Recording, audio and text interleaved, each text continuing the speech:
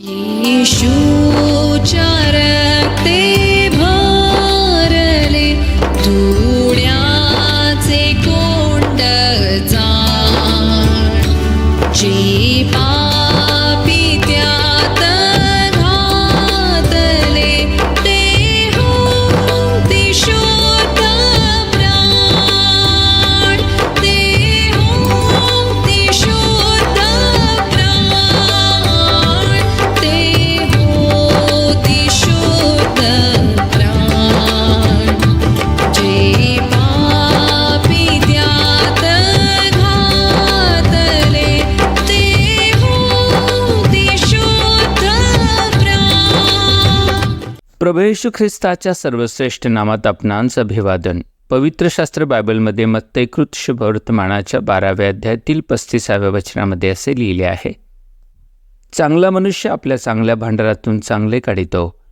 आणि वाईट मनुष्य आपल्या वाईट भांडारातून वाईट काढितो.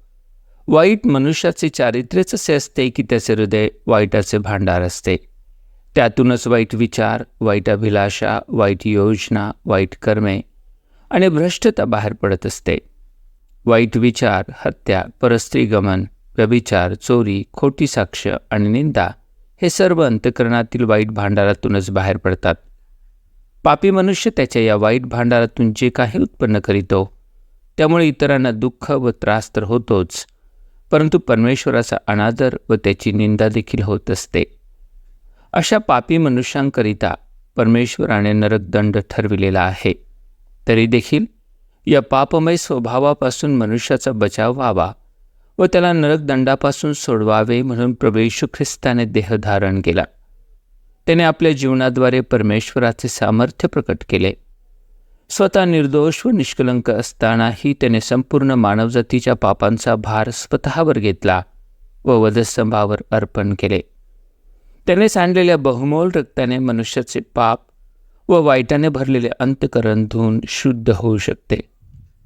जो अर्पिला गेला होता तोच प्रभू येशू ख्रिस्त सामर्थ्याने मरणातून पुन्हा उठला. अशा प्रकारे त्याने पाप व मरणावर विजय देखील मिळविला.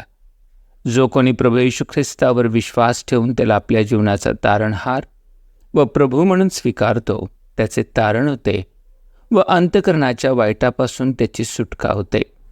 आपणही असेच करून अंतःकरणाच्या वाईटापासून सुटका करून घेणार नाही का? परमेश्वर आपले सहाय्य करो. जे